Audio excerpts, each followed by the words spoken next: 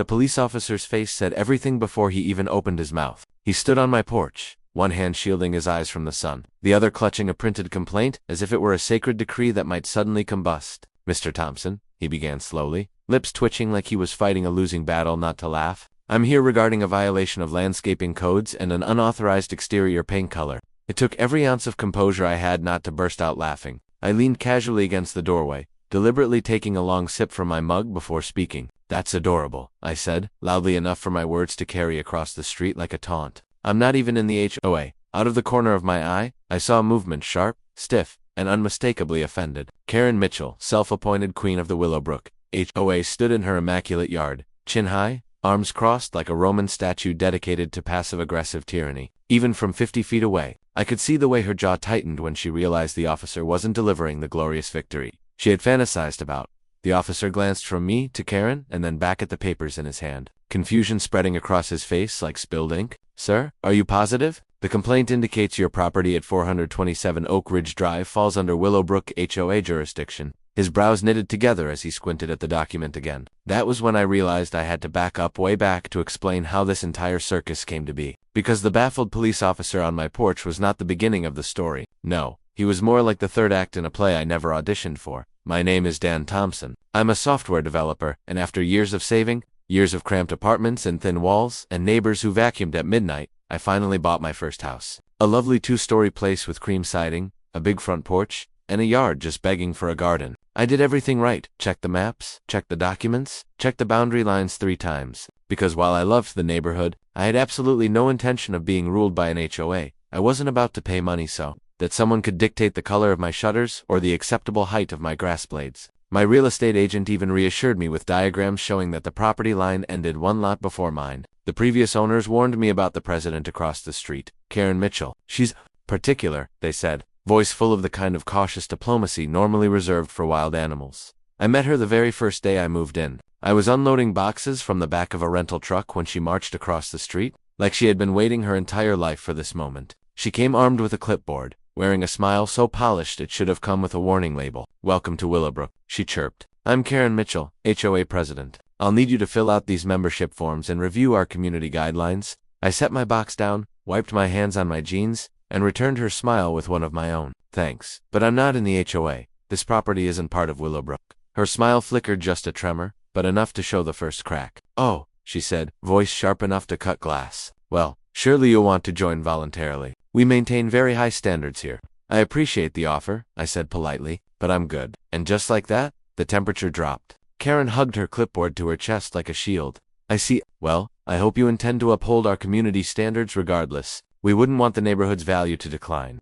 She didn't wait for a response. She spun on her heel and marched back across the street, the first seeds of war planted right there on my driveway. For about a month, everything seemed fine. Quiet. Even, I unpacked, settled into my home office, and started planning the garden I'd always wanted. Then I committed the crime of crimes in Karen's world. I planted a vegetable garden in my front yard, not a jungle, not an overgrown disaster, just a tidy raised bed along the driveway. Tomatoes, peppers, herbs, a line of sunflowers to brighten the walkway. Neighbors loved it. The older couple next door even asked me for gardening tips. But Karen reacted as if I'd erected a neon billboard that said "Down with HOA tyranny." 2 days later, the first letter arrived. Official Willowbrook HOA letterhead. Her signature? Completely meaningless. Completely ignored. According to her, my garden violated Code Section 3.2 and had to be removed within 7 days, or I'd incur fines. I laughed, filed it away, and didn't think twice. But Karen didn't take being ignored lightly. The letters multiplied, becoming more dramatic, more desperate, more unhinged. Suddenly, I owed hundreds in fines, then thousands. My garden hose was the wrong color. My trash cans were visible for a concerning duration on collection day. My welcome mat was non-neutral. Then came my real sin. I painted my shutters. I chose a deep forest green, something warm and earthy that made the house pop. My neighbor Tom helped me with the second-story windows. Karen's reaction was immediate. She stood in my driveway while I was gone. Security footage confirmed the whole spectacle, taking photos like she was a detective at a crime scene. Measuring tape, paint swatches, the works. The letter that followed was practically a novella, full of codes and regulations I'm 99% sure she made up on the spot. When letters weren't enough, Karen escalated. First came city code enforcement. A tired-looking inspector arrived with a clipboard and an apologetic shrug. When I explained I wasn't in the HOA, he took one look at my paperwork and said, "Sorry to bother you. We get these calls sometimes. Next, she called the city about my solar panels, my perfectly permitted, professionally installed solar panels. The inspector who came out complimented them, which I'm sure burned her soul like holy water. Then came the police. Officer Martinez showed up one Saturday morning, looking like he wished he were anywhere else. "Sir, we got a report of an illegal structure and possible drug activity," I sputtered. "It's a garden shed." He peeked inside, saw rakes and potting soil, and sighed. "Yeah, that's what I figured." It was after that incident that I decided to document everything. I installed more cameras until my house resembled a secure facility. I saved every letter, recorded every conversation, filed freedom of information requests with the city and police. What I uncovered was worse than anything I expected. Karen had been submitting false complaints, claiming my home was within HOA boundaries. She fabricated documents, fake maps, fake meeting minutes. She'd forged signatures. She'd gone full villain with the confidence of someone who assumed no one would ever challenge her. I took the evidence to my friend Sarah, who happened to be a lawyer. She flipped through the pages, her expression darkening with every passing minute. "Dan, this is harassment, false reporting, and fraud," she said. "She's crossed a lot of lines." We drafted a cease and desist letter so ironclad a judge could have used it as a paperweight. I sent it via certified mail and watched from my window as Karen signed for it. My camera captured her entire reaction, the shock, the fury, the crumpling of the paper as she stormed back into her house.